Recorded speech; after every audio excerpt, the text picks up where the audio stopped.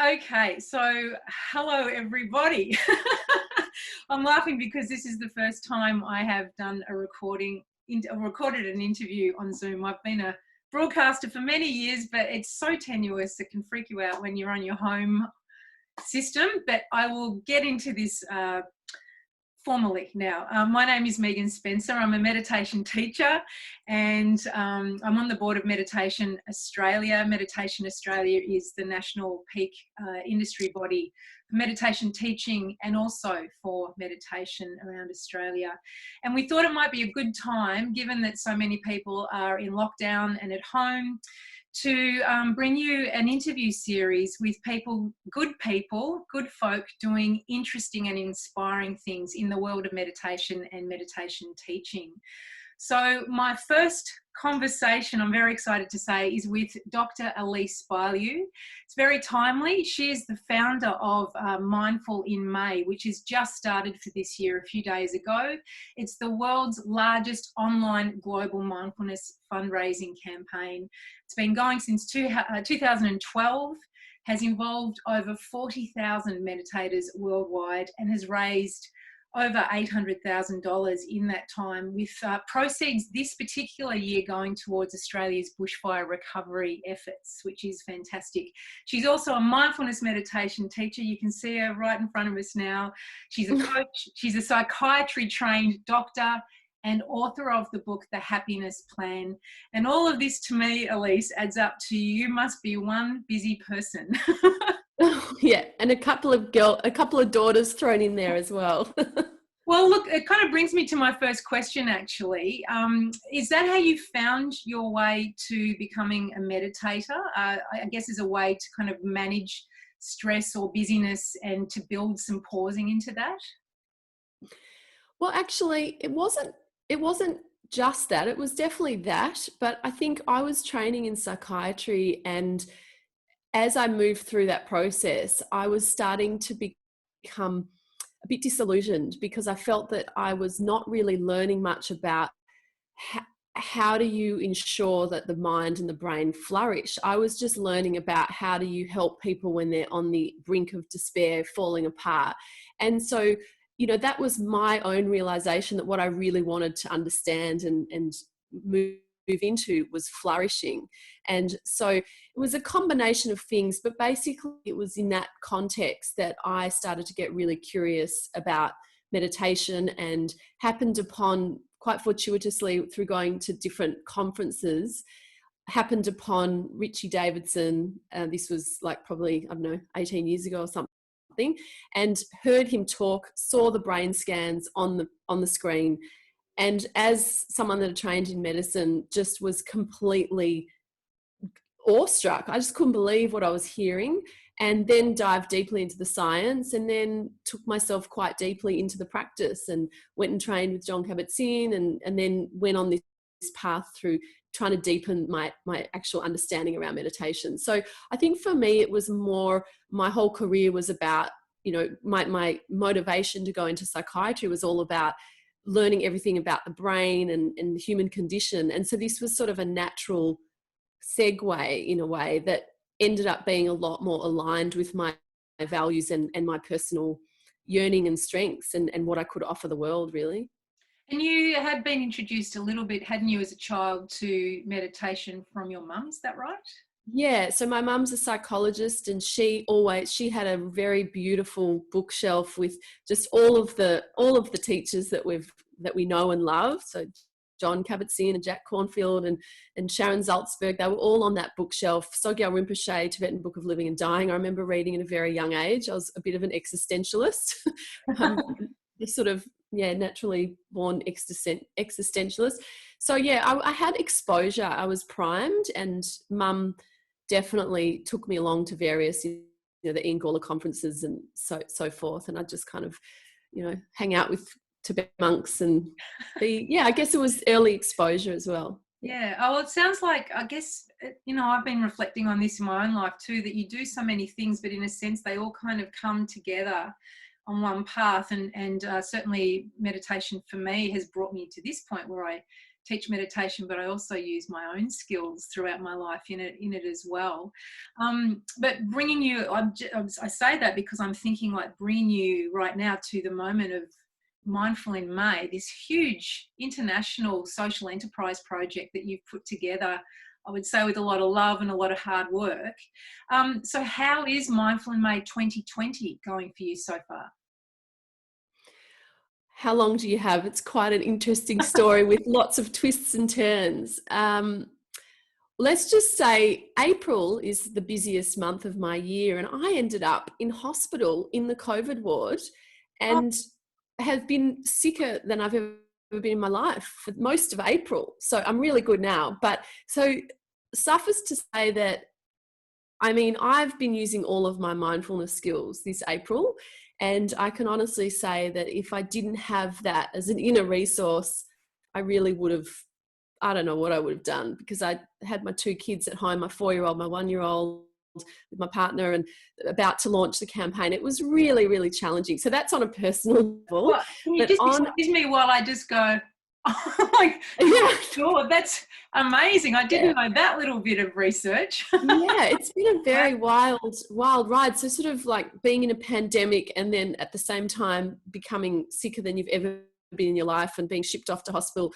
And anyway, so that was a whole story. But just more, what's been really interesting with Mindful in May is that, yeah, I just think we've got this online community as part of the program, and it's a really beautiful space where people from all over the world are sharing how they're going through the program, and you just feel the sense of we're all in this together, and just how stressful it's been for people. And I think what's very interesting is that I think people are turning to meditation now more. Those people that have always had it in their minds, but perhaps were just too busy, or, you know, there's more of a motivation because I think there's more suffering, and that's what a lot of us end up coming to meditation for, as some sort of need that things aren't okay, that we're looking for something to help us. Yeah, it's a really common story. Well, there's a lot in that, so I want to just unpack it a bit. So let's just pick up. I wanted to really ask you, do you think that Mindful in May has been shaped or changed at all by this pandemic we're in? Are people actually more turning towards meditation? Is this the time when they really need it? Have you found, and it sounds like you've found that coming through in at least in the conversations in the community there? Yeah, absolutely. I think it's just a much stronger need right now. And so we're definitely seeing that through the program. And so what kind of conversations are people having around, I guess, one aspect in particular is isolation? Yeah, I think what's interesting is people joining, you know, it's an online program, so people join up from all around the world. So you get this kind of tapestry perspective on COVID. So, you know, I've got a few people like recently from Africa. There's a couple of people from Mali, and I was curious, you know, what's going on over there? You know, is COVID? And they're like, yeah, COVID's starting to pop up now, and we're really bracing ourselves. And you just see the wave, you know, moving through the different countries. I think some of the, you know, there's people in there that have lost loved ones, which is really confronting, and you know, but also quite amazing to feel how strangers from around the world in this context are supporting one another in this virtual community. And that's something that I've actually been quite surprised about, because I'm a very in-person person. You know, I think technology is wonderful, but I think, you know, as having trained in therapy, you just know the quality and the importance of being in the room with someone and all the different things you pick up. And so, but having said that, the online community is quite amazing in terms of the connection. And after Mindful in May, I actually run this ongoing program that goes pretty much, it's open-ended. It's called the Mind Life Project membership that people can do once they're finished Mindful in May. And I've been, you know, there's been a community in there for 4 years now of all of us. You know, I run these monthly guided meditations, and we've never met each other, but people are so close. And there have been situations where people from interstate have actually said, oh, we've never met, but do you want to meet for a coffee? And friendships are forming offline through the online. So I think that's a really interesting point as well, how the interface between online and offline, particularly in the meditation space as well.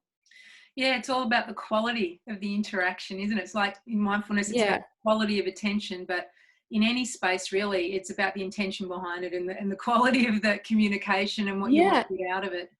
And I think that's another thing. I've been amazed. There's like a lot of people in this online community at the moment for Mindful May. And what's really stunning is I just feel like because it's about meditation and we're also doing something good, we're raising money for a good cause, which I just wanted to amend and say that we were doing bushfire, but we also do clean water every year. Yeah. And that's what we're doing as well for Ethiopia.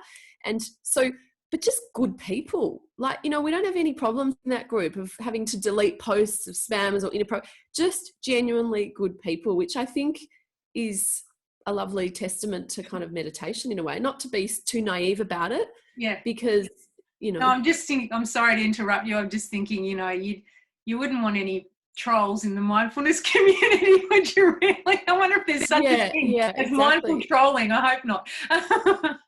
Yeah, exactly. Mindful trolling.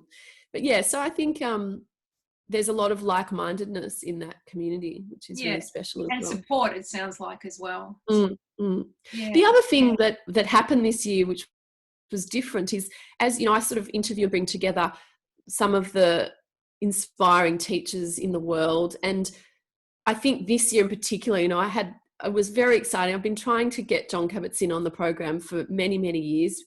He personally, as he has for obviously many of the listeners, has really played a very important role in many of our lives in terms of the education and the books he's written. So I finally managed to get him on the program this year, and we had a conversation just as COVID was, I sort of got that quite late. So that was really interesting as well. And I feel to hear his words at this time was just very, very powerful, and that's landed very powerfully for a lot of the participants as well.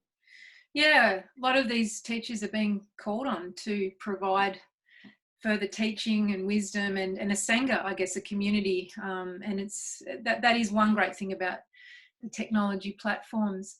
Do you mind if I bring you back to your own personal experience, having experienced COVID-19 and being hospitalized, and just to pick up on something you said earlier about how your own mindfulness or your own meditation practice really helped you get through it. And I was going to ask you, not knowing that you'd had that experience. I didn't have COVID, but I was Okay. very sick and ended up in the ward, but I can talk more about that. Yeah. Okay, sure.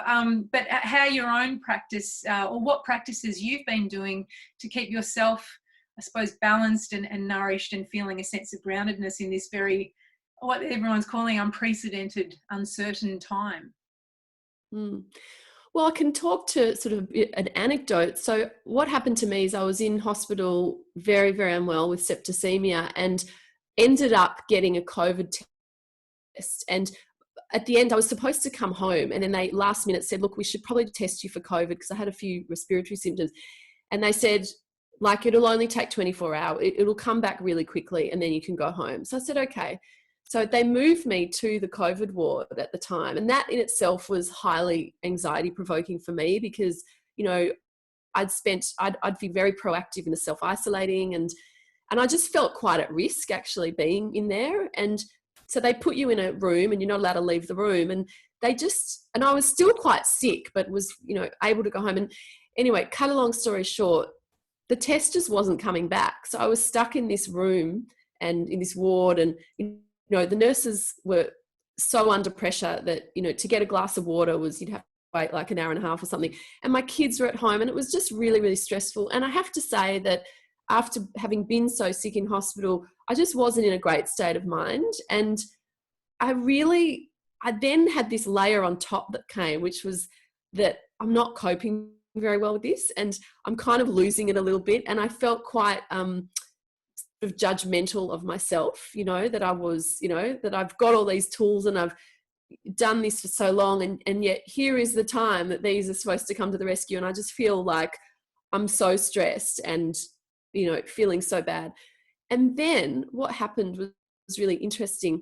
A memory came up for me of a teacher, one of my teachers who I hold very dearly, he was diagnosed with a very significant cancer. He thought he was going to die. And he actually kept sharing through Zoom, and he he was such an inspiring model and leader, and in kind of sharing very vulnerably the Dharma and how this, you know, working with this through such a difficult time. And of course, this was non-comparable to that, but it just, I think it speaks to the power of teachers and mentors. And, you know, really, I think the power of having these people in your life, whether it is your teachers that have been distant, like that you've read a book from, or more close that you're more in contact with, that you can hold in mind and heart at these difficult times, and they actually lift you up. So then what happened was I actually had this total turnaround, and I took a breath. I'm like, you know, hang on a sec, lady, you know, just bring some self-compassion here. You've just been ripped away from your 10-month-old, suddenly weaned, hormonal, you know, never been sicker in your life. There's a pandemic. You're in the COVID ward. Just where's the self-compassion gone? And then just was totally able to turn things around and kind of almost turn the whole thing into a meditation retreat while I had to stay there another couple of days waiting for my test to come back. And so I think, you know, that was an interesting story where I think it's very easy for us, even when you are regularly practicing, when the proverbial shit hits the fan and you're really under pressure, it's very challenging. And I think that we just need to be very gentle and kind and kind of try and connect with the people that inspire us, that we've learnt with, and that can kind of lift us out of our own spiraling. I've got absolute goosebumps hearing you say all of this. You're like, isn't it funny? We're in this virtual space, but you might as well be here, just the power of what you've just said. So I'm a bit teary, actually, you sharing that. So I want to say thank you for sharing that. But it does actually speak to the power of teachers, doesn't it? It's funny, we've kind of got there quite naturally. Definitely. I heard you say in an interview when I was, you know, doing a bit of preparation for speaking to you today, Elise, that you're a huge fan of meditation teachers in real life. You think apps are very good and useful, and they are. They're a great tool. But for me personally, it sounds like for you as well, there's nothing like having a teacher and being inspired by what comes from within, their wisdom, and actually books are a great way into that as well. So maybe you could speak to the power of meditation teaching in real life a little bit more. Yeah, look, I think as I said, I agree with that. I think the apps have been absolutely incredible to just reach so many people. But I know from my own experience, and that was actually even part of the iteration and the shift fully towards meditation. When I started to dive into it and I went on retreats and I kind of had the opportunity to learn with these different teachers, that's what really struck me, the strong transmission of, you know, a level of depth, of wisdom, of groundedness, of authenticity, humility, and integrity. And it's sort of like when you say to yourself, what am I aspiring to be in this life? You know, that those people to me were really my guiding stars. Like, there are some fantastic psychiatrists out there, but I just didn't find many people that I really looked up to, that I wanted to be like, you know, or not be like, but I just, it was so inspiring to see what a lifelong dedicated practice can do. And then I guess, I think in terms of teaching, I just think that, you know, as we all know, there's so many obstacles along the path that have been described in the teachings over for thousands of years. And I think that it's much easier to move forward and to keep going when you have that personalized input, and you've got someone. A teacher is also a student. We're all on the learning journey forever as teachers, but at least we're just a little bit ahead along the road. And so it's like being able to be with someone who's kind of most likely experienced some of those obstacles, made all the mistakes ahead of you, and gives you the benefit of the experience. And so that's probably what I have to say about that. I just think that, and also just as we were talking about the power of relationship, you know, in therapy, which was the background I came from, what we know about therapy is it's actually the relationship that's the most important healing element. And I think that there's something to be said for that in meditation as well. I think that there's a very large potential for that relationship of the teacher and student to be very healing. Yeah. Is there one thing that you learned yourself as a teacher that you might be willing to share to other teachers watching now, or even meditators, that really changed something for you as a facilitator or a meditation teacher? Yeah, I think there's a couple of things. I mean, there's a lot of things, but what just popped into mind was when I trained with John Kabat-Zinn, his going over this line, which was, as a teacher, not being attached to change having to happen, and I thought that was for the people learning, for the people that you're facilitating. And I just thought that was so helpful, and it really did come in handy. I was co-facilitating mindfulness in private psych clinics, and there were some people that were really unwell, like people that have suffered severe depression, multiple antidepressants at the same time, and it just felt so solidified. And I just thought, God, you have that internal hope, like I want this to work for this person, but I just heard his voice in my mind, and really just tried to do that, to not be so invested in having to, because it's not about you doing anything, it's about the person themselves discovering. And it was really wonderful, actually. This man in this group was actually the one out of everyone to have these incredible light bulb moments, and he was just in tears by the end of the 8 weeks. Something had just so opened up for him. And so I think that was a really helpful tip, because I think as teachers or therapists, there's this inner almost tendency to be rescuers, and I think that can really get in the way. So to kind of get out of the way and just offer the practice and trust in the practice without sort of having to have something happen with people that you're learning with, that was one. And the other thing I think is, for me, again, this was interesting because coming from psychiatry, it was the tradition there was very like you don't share a lot of yourself. And it's kind of a misnomer, because Freud really did share a lot of himself. But that was sort of what translated, and there's different schools of thought. But what I find so beautiful and inspiring with the meditation teachers that I've learnt with is that a lot of them do share a lot of themselves, and there's a real sense of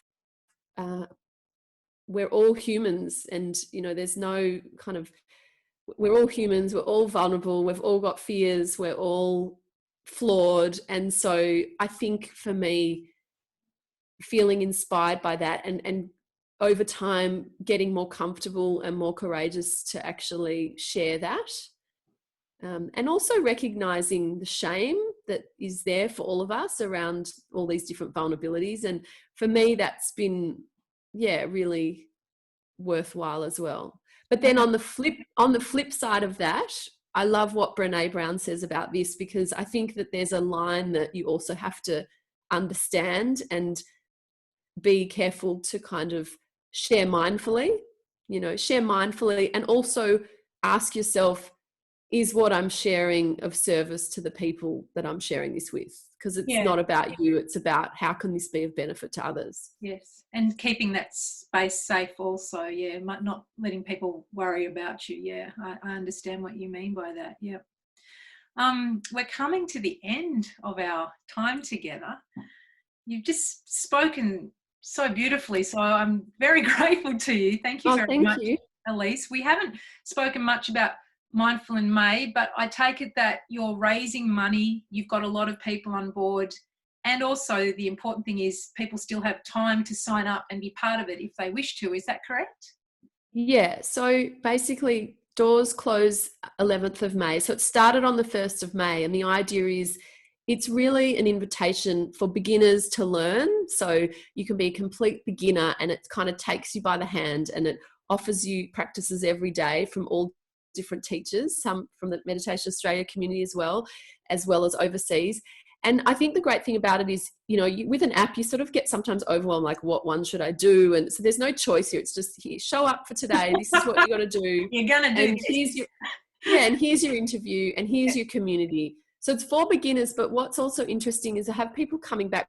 People have been doing it 7 years over and over because we changed the program. And so there's a lot of people in there that have been meditators for 20 years, which I find really wonderful. And I know for myself, each time I create the program, I'm learning so much from the interviews that I do. So there's such a depth and richness in there. And I think it's just a great opportunity for those of us who have fallen off track that might be regular meditators to kind of reboot the practice as well.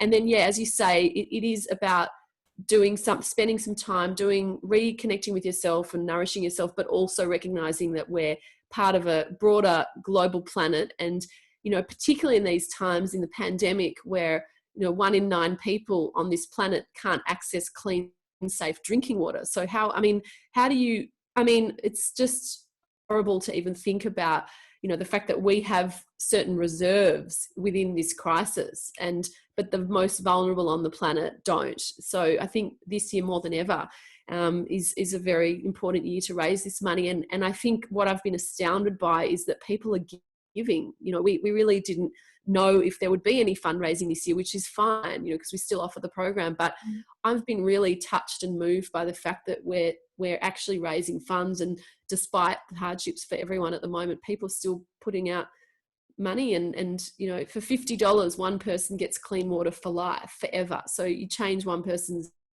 life with $50. So yeah, I think it's a do good for yourself, do good for the world. Yeah. Kind of So no-brainer, win-win. Just to be clear, so is some of the money still going to go to the clean water charity that you've donated to previously? Yeah. So what we did for very sort of logistics and bureaucratics, and because we had to iterate really quickly, we decided we would keep the fundraising is actually all for clean water this year, and we offered the program. So we're offering the program for free to anyone who was working or who was on the front line in the bushfires. So we decided that was how we could work it better. Yeah. Okay. All right. Great. Well, look, thank you so much for your time. Before I let you go, I just want to ask you, what's the most beautiful thing you've experienced today, or the best thing that you've taken in today? I just managed to get out away from the house, and I had a walk on the beach, and the sky is blue and the sun is warm, and that was just so glorious, because Melbourne weather's been getting me down a little bit, and just that sense of claustrophobia in the rain with 2 kids inside, and just the gloriousness of being able to walk on the beach was the highlight of my day. That's fantastic. And are you feeling better now? Are you on the road to recovery? Just so yeah, I'm really good. Worried about you. Sorry? Yeah, no, I'm really good. And I think that, you know, it's that thing. I think right now I had my own personal experience, but when you get sick and then you get better, it's like you're reborn again. But I think that on a more global scale, we're all becoming reborn because of this collective trauma. And hopefully, you know, my hope is that on the other side of this, you know, as devastating as it is right now for all those who are just under threat and losing people and just the awfulness of it, I just hope that on the other side of this, there's like a collective post-traumatic growth. Yeah. If anybody wants to sign up to for Mindful in May, where do they go? They just go to mindfulinmay.org. And you can also, on that website, there's also a button there that you can actually buy Mindful in May as a gift for people as well, which people are really taking up, and obviously Mother's Day coming up, nice opportunity to meditate with your mum. Nice. And to donate as well. Look, thank you so much for your time today. I really, really appreciate it. It's been a fantastic chat.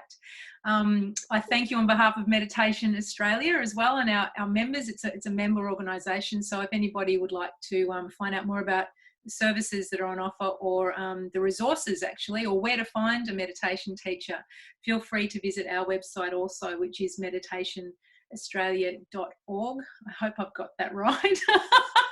And look, I hope you have a wonderful rest of the day, and we'll continue this series across the pandemic, and who knows, even beyond that as well. So thank you so much again. It's been wonderful.